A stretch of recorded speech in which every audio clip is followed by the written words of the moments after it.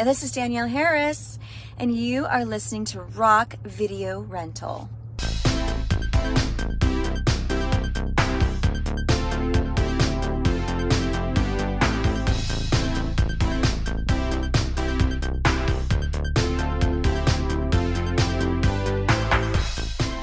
What's going on, everybody, and welcome back to Rock Video Rental. We are continuing with our Halloween series review, and this time we are talking about Halloween 5, The Revenge of Michael Myers. It is directed by Dominique Othenin Girard. I initially thought that was a woman, and I googled it, and it's just a French dude. So the second guy I've ever heard of named Dominique. The other one's Dominique Wilkins. But let's get into plot. So 1 year after the events of Halloween 4, the Shape returns to Haddonfield once again in an attempt to kill his now mute niece. The cast. We got Donald Pleasance coming back again as Dr. Loomis. Danielle Harris returns as Jamie Lloyd. Ellie Cornell returns as Rachel Crothers. Don Shanks this time is Michael. Bo Starr returns as Sheriff Meeker. And Wendy Foxworth is Tina. Your favorite. Oh, everybody's favorite, dude. Everybody's favorite who... Tina! Yeah. So... Foxworth, I believe, is her maiden name. She's also goes by Wendy Kaplan. But yeah, everybody's favorite for this whole series. I'll admit right off the bat, before we really get into the scenes and stuff, this is one of them in the series that I've always struggled with. I believe this is one of them I've watched like 3 times before I actually watched all of it. A lot of times is because I would catch it on AMC when I do like their Fear Fridays or whatever. Mm-hmm. And I would, hit it in the middle of the movie and watch some of it. But it's also kind of a dragging movie, but we'll get into that later. Oh, we'll get into that. Oh, yeah, for sure. So the movie starts off with a recap, Friday the 13th style, of what happened in the last movie, but this time it's like Michael falls down into a mine shaft, where before he just kind of got swallowed by the ground. Mm-hmm. This time it's like they tell you it's a mine shaft and they throw a stick of dynamite down there. A cop shows up and he's just like, "Oh, hey guys, I've got dynamite in my back pocket. Here we go." It's like, oh, I got this firecracker here. I'm just gonna throw it in there. And no one thinks anything of it. And then, it blows up. And then we see Michael kind of like fall down into this creek and shuffle his way down the water, and still alive. And he basically stumbles upon like this hermit living in like a shack, and he falls into a coma. The hermit is blind, and he decides he's going to take care of Michael and nurse him back to health. The magic number of a year goes by, and hey, it's Halloween again, so Michael just like suddenly awakens. And yeah, it's just like it's like Jason Voorhees when they're like young girls around or teenagers like trying to get it on. All of a sudden he wakes up. For Michael, it's like Halloween and he automatically wakes up. So how does Michael awaken? He awakens, and how does he thank this hermit? By stabbing him to death, which is great. So now he's back in Haddonfield and he's trying to find Jamie again. I'm sorry, real quick before you move on. What would have been perfect is if Michael just sat up in bed and looked at his hand like it was looking at a watch. Like, oh, it's time to get up. Oh, crap. It's Halloween. I'm going to be late. Or if he would have woke up once before that and asked the guy, like, is it Halloween? And he's like, no, it's September 28th. And he's like, put me back under. So now we find out that Jamie has been put into a children's clinic. And now she's rendered mute due to psychological trauma. As she's suffering from nightmares and seizures, and apparently has a telepathic link with Michael Totally for makes sense. reasons. Dr. Loomis becomes aware of Jamie's link with Michael, and of course he is just batshit crazy in this movie. And he's yelling in the face of a 9-year-old girl. I feel like, you said it. I think you shared it on Twitter, but there's the steady decline in his sanity. Yes. And I feel like the next step after this movie can only be greased up deaf guy from Family Guy. Oh man.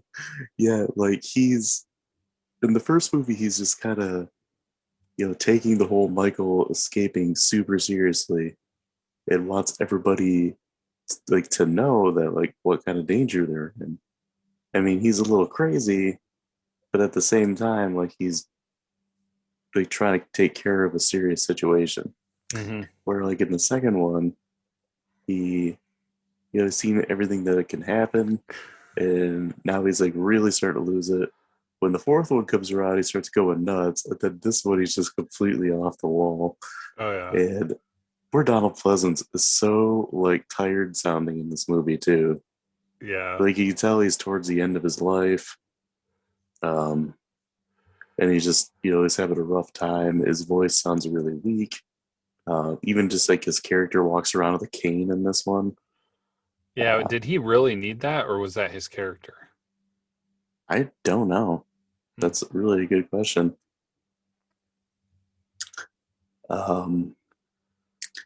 So, along with Jamie coming back, we also get Rachel coming back to have a cup of coffee, and then she's quickly killed off. Which is so disappointing because I feel like that the Rachel character was such a good character in the last movie. Yeah, they should have swapped it with Tina. Oh, for sure. And this the chemistry and like the relationship that Rachel and Jamie had together. It was something good in the series and something that you could connect with. It was just something that was good to see, and they killed her off within like the first 20 minutes of the movie. Yeah, I honestly wonder if that was the actress's choice. Like if she didn't really want to be in the movie that much. Yeah, that's a really good point. I haven't really seen too much about that, the reasoning for it. But now it's just like, hey, who's the focus of this now? It's Tina, and she's annoying as crap. And I don't, she's just so like ditzy and just like really not a good person. Yeah, well, it's funny that they wind up eventually going to a Halloween party because I feel like she would be the girl at the party that would be labeled the annoying girl. Yeah, she'd probably be the girl that like gets wasted off one can of beer and just drives everybody nuts. Like, woo, let's party. She's a woo girl. A woo girl. Oh man. Yeah, so like you said, they had to go to this party and it's like in a farm. And of course Michael makes his way there. And then Jamie like senses that Michael's going there and senses that Tina's in danger. And then she's like all of a sudden able to speak. Yeah, that was confusing. Yeah, and she goes to warn her. And then we get I'll get into kills later, but bodies start piling up. Mm-hmm. Policemen get killed. I mean, big surprise. Tina finally gets it, which it sounds like it's kind of quick when I give it a summary, but she's around for like a good hour in this movie, and it's just painful. Well, as you said, it's a difficult movie to get through because it's slow. And yeah, for sure. And then now Michael's like on the chase of Jamie, He crashes the car, gets out of the car. That's when Tina gets it. Dr. Loomis arrives, and Jamie agrees to like help him stop Michael for good. Uh, Now, with Jamie's help, like Dr. Loomis and Sheriff Meeker like created a setup at the old Myers house to like lure him back to his abandoned childhood home. Mm-hmm. And then they get a call like saying Michael broke into a clinic, which like the sheriff and most of the officers leave, which is just incredibly intelligent. Oh yeah. It's not listening to Loomis, who's like the Michael Myers expert. Um, then Michael appears and he like, kills some cops. He enters the house. Dr. Loomis tries to reason with him for reasons. I'm not Yes. quite sure why. Michael like stabs him and throws him over a banister, which like in the weakened state that Donald Pleasance is in this movie, like you would assume that would probably just like make him explode in the dust. But yeah, we'll kind of get to that. So Michael kills more cops, like who were trying to protect Jamie, and then he was like chasing her through the house. Jamie hides in a laundry chute, which is like the most tense moment of this movie. Like that is one thing I really remember from this movie mm-hmm. is the laundry chute scene, because it's like it's tense, it's shot like really well. Yeah. And I don't know, it's just the best part of the movie and the best part of like the quote unquote final girl chase that like all these slashers have. Well, then it got really creepy too, because I mean, like I know he did it in the last movie too, but it's just like, dude, he's going after a kid. Yeah, he's trying to kill a 9-year-old. Yeah. Jamie like makes her way up to the attic and she finds the bodies of like a dog and Rachel, and then Tina's boyfriend Mike in the attic. And then Michael like finds Jamie and like attempts to kill her, but she stops him by like addressing him as uncle. And then like for whatever reason he removes his mask. Yeah. Because she wants to see his face, she says. And I guess Michael Myers in this one just goes with it. Yeah. Which is so out of character. I mean, it baffles me. I almost feel like I felt a connection between this and the whole Jason Voorhees she was wearing his mother's sweater thing. Mm-hmm. Yeah, for sure. This is totally just ripped from that. But Jamie like wants to touch his face, and then like that just like sends Michael over the top. You can look, but you can't touch. Yeah, don't touch it. He like goes into a rage and like chases her. Jamie goes downstairs and finds Dr. Loomis, and now like Dr. Loomis has gone completely like batshit crazy, and he like uses her as bait for Michael, and he like lures Michael downstairs, which is a trap, and like this chain net falls on him. And then like Loomis just starts like pumping him full of tranquilizer darts. And like, when that doesn't even take him down, like Loomis just grabs the 2x4 and just starts like beating Michael with it. Old man Loomis beating Michael with a 2x4. Yeah, and then like Loomis collapses like he's having a stroke or something on top of Michael, and it looks like they're gonna like make out. It's really awkward for sure. It was very awkward. Yeah. And then like all of a sudden the sheriff shows up with the rest of the police. And then Michael's taken into custody. Meeker assures Jamie and that Michael was sitting up in a chained in a cell and he'll remain in prison until the day he dies. Jamie, of course, doesn't believe him and says that like he'll never die. Meeker takes Jamie home, and then like there's this man in black that we see throughout the movie in like glimpses.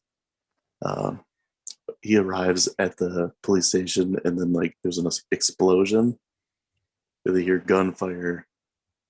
Meeker runs back in after warning Jamie to stay in a car.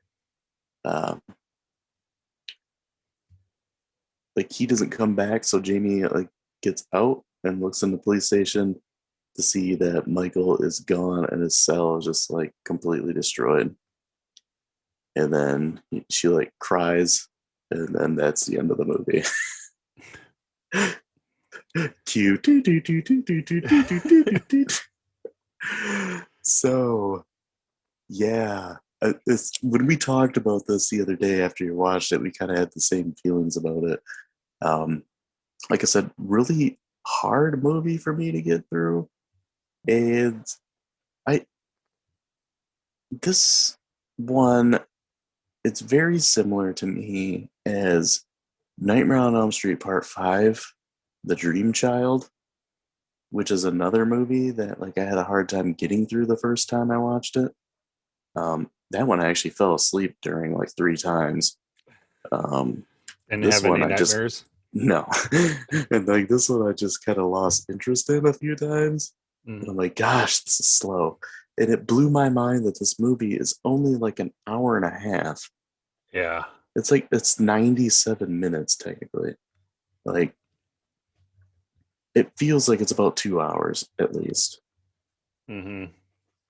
It's sluggish. There's a lot of like downtime in between kills, which is bad for a slasher movie. Mm-hmm. And And I think one of the things that I noticed early on that just bugged me so much, and I feel like I would have noticed this if you hadn't said anything about the first movie, but it was totally not fall. right, yeah, it It was was like, totally summer. yeah, it was summer, green, it was bright out, it wasn't dreary, it wasn't like creepy. And then also they had some of the dumb slapstick comedy in there. Mm-hmm.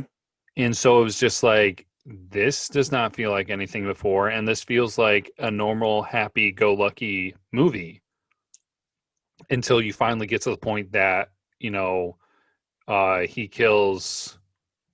Oh, where'd it go?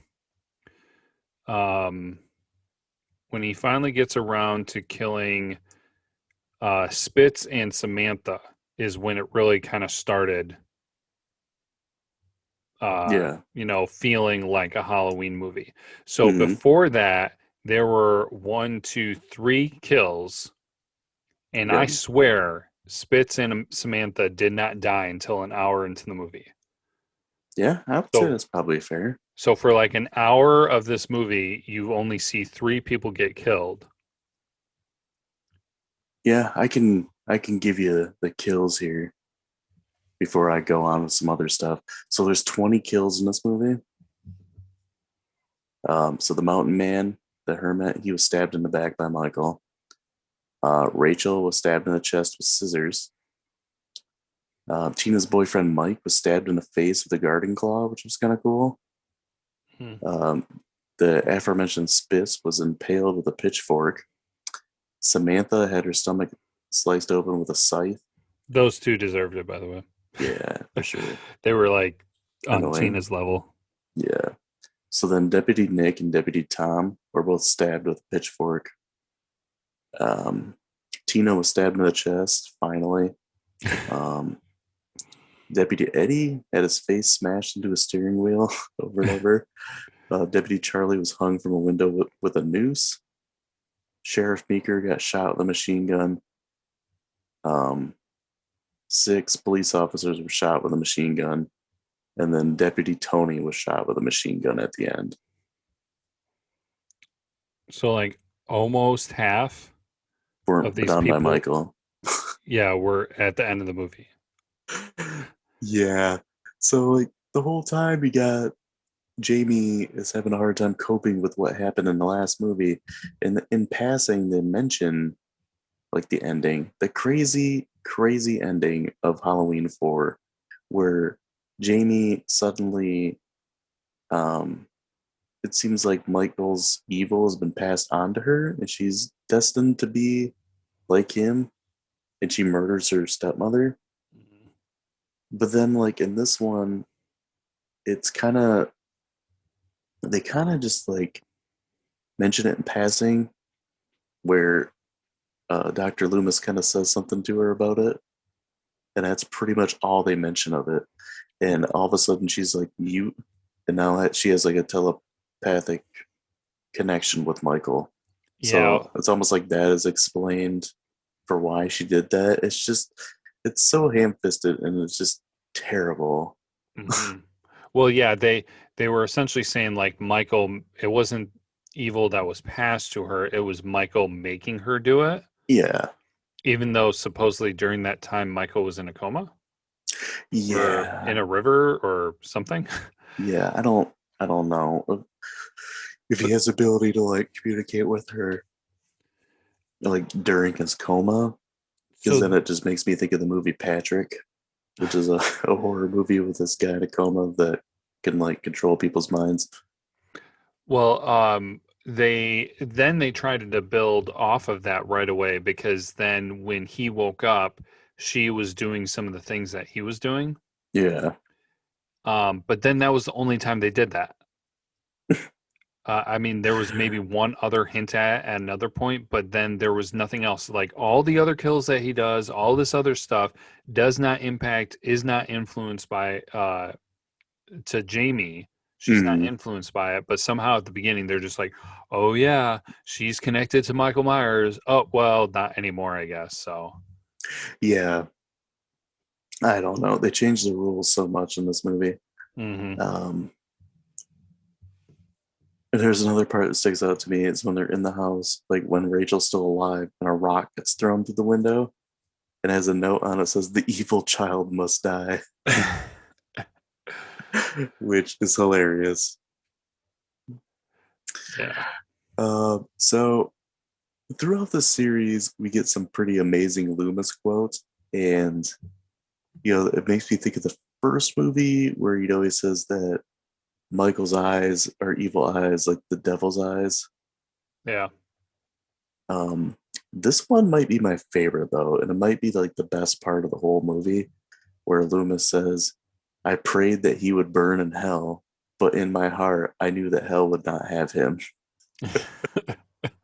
which is just it's crazy, Dr. Loomis, but it's also the way Donald Pleasance delivers it is just great. Yeah. Uh, man, I guess acting, Donald Pleasance is pretty solid, but you can tell like he's not in the best health, hmm and he seems like he's a little tired. And I mean, the whole character as a whole is getting tired. hmm Uh, he's really the only him and Michael are the only things that really tie these movies together at this point. Well, the Um, last one, Jamie. yeah, yeah. This is like the second in the quote unquote Jamie Lloyd trilogy, um, which I got some kind of interesting things about that too in trivia. But Tina, annoying as crap. Don't know if the girl was really like a bad actress or not. Just the character was terribly written. Yeah. Yeah, that is kind of interesting to point out. Like if she was meant to be like that, I mean, she nailed it, but she was definitely a character that was easy to hate. Yeah. So, The kills in this movie were pretty decent. There was like a good variety. Maybe not enough by Michael, can we but talk? the ones that we got were pretty decent. Yeah. Can we talk about how Michael wasn't Michael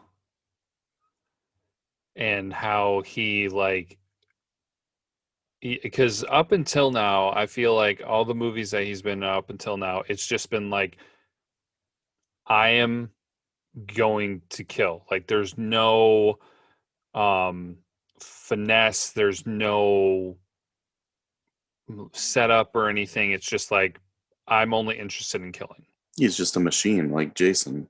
Yeah, but then when he kills Mike, the guy Hmm. with the car, he antagonizes him by scratching his car. Yeah.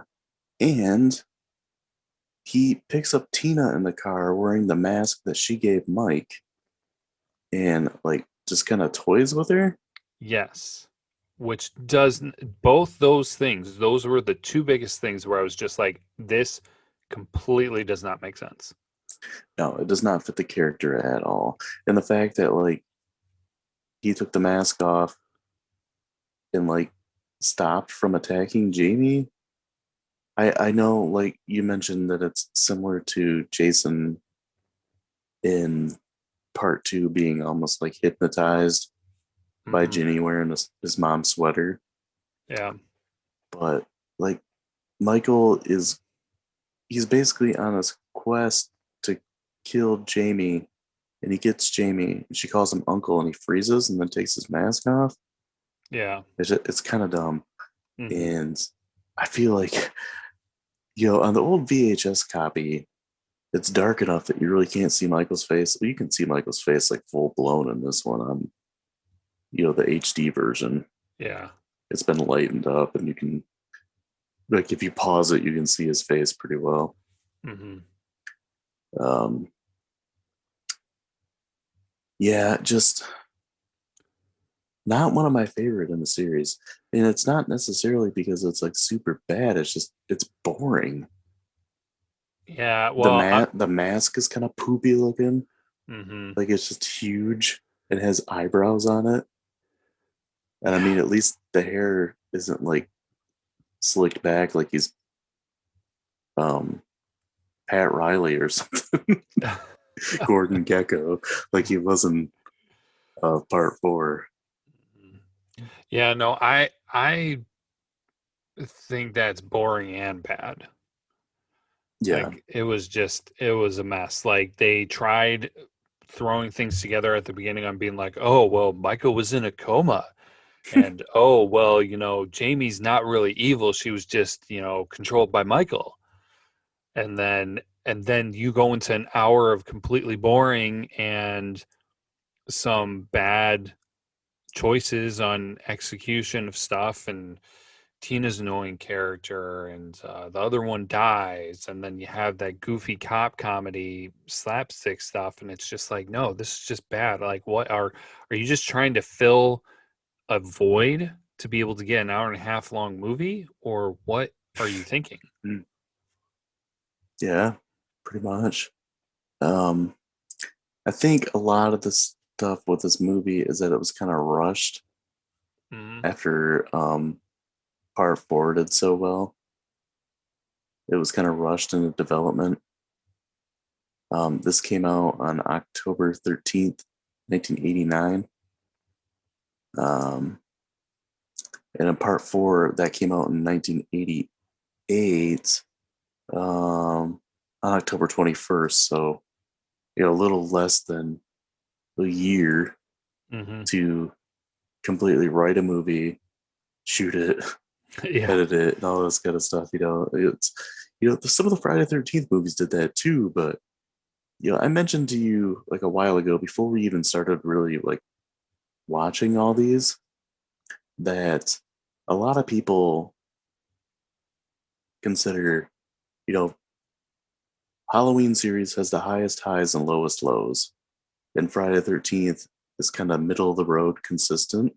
Hmm.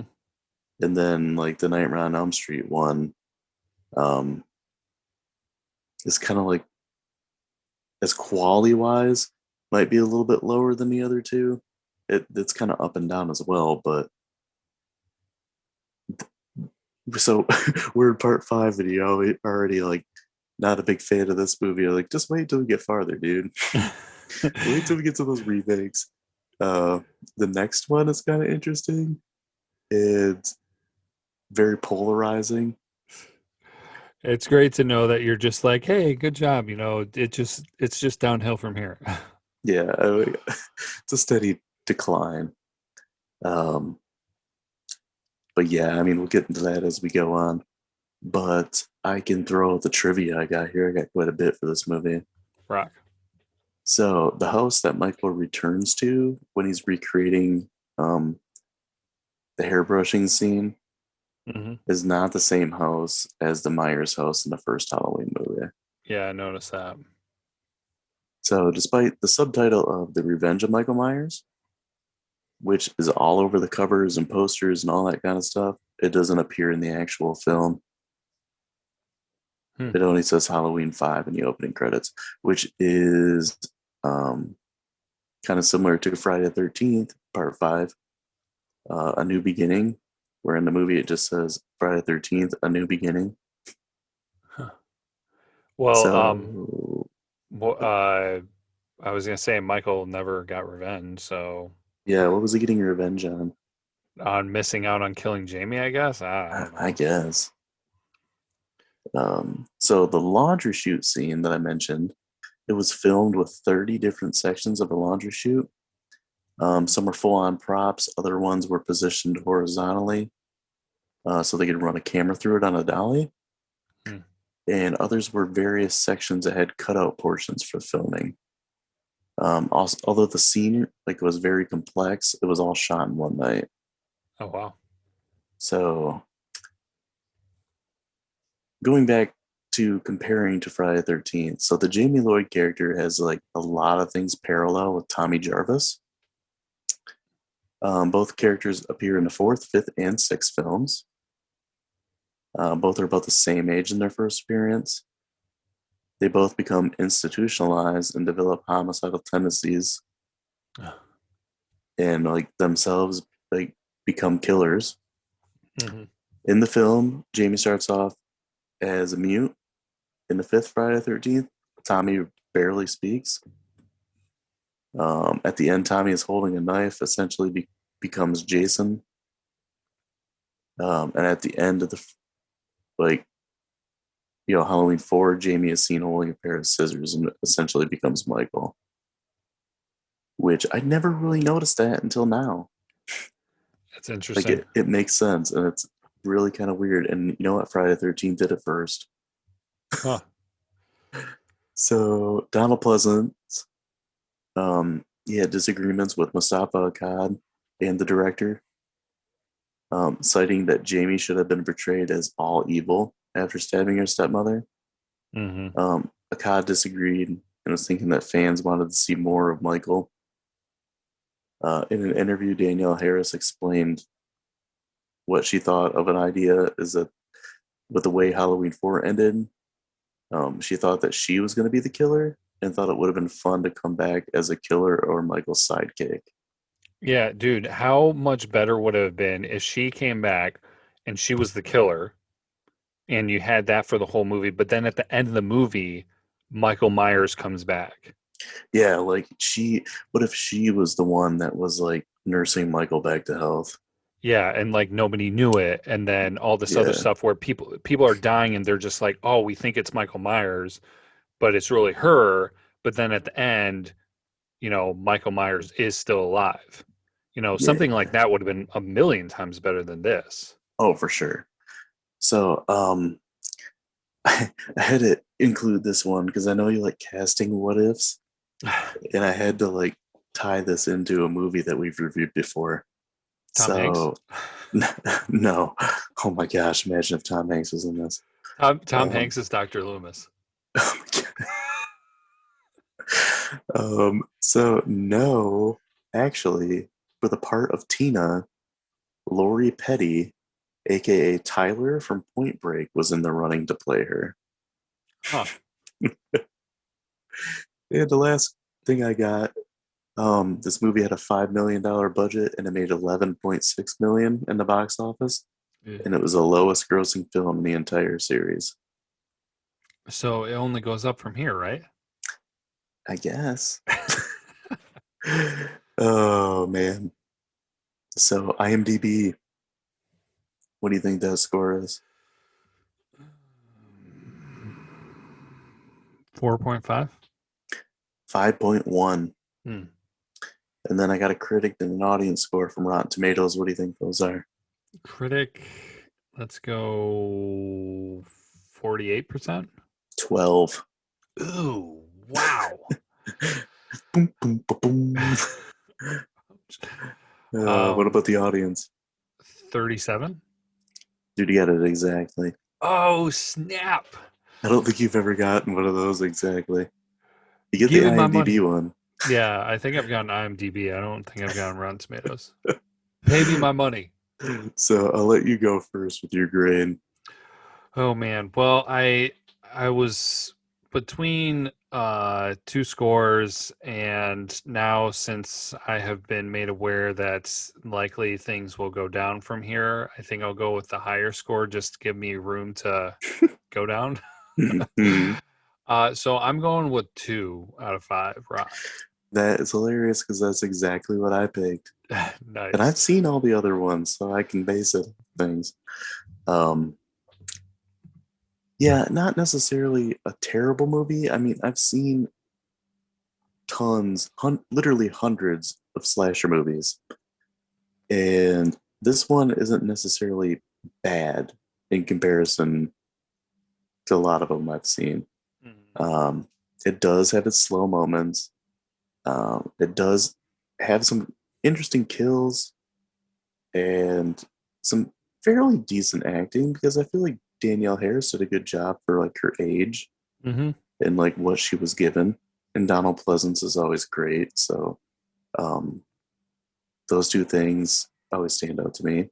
I do hate the fact that they killed off Rachel so fast because like I enjoyed that character and she just seemed like a likable person. Mhm. And then just kind of shoehorn the Tina character in and she's just awful. So that kind of hurts it for me. So yeah, 2 out of 5 is I feel like is a solid number. I've seen much worse. There's worse in the series, I believe. Um, but yeah, definitely could have been way better. And the fact that they just ruined the crazy ending of part 4, just it's inexcusable. Yeah, and one thing too that honestly made me mad by the time the movie ended was just like, I mean, I kind of understand what they're going for and everything, but they Mhm. didn't do anything to tell you about the guy in black. Nope. And honestly, I'm going to say this now. If the guy in black does not wind up being the crazy preacher guy in the truck from the last movie, I don't care who he is. Oh, well, you're gonna be disappointed, dude. I figured as much, but I feel like I'm going to be disappointed by a lot of other things too. Yeah, because they pretty much took um, like 6 years to come out with another one. And that's what we'll be talking about next time, which is Halloween, The Curse of Michael Myers from 1995. So until then, as always, be kind, rewind.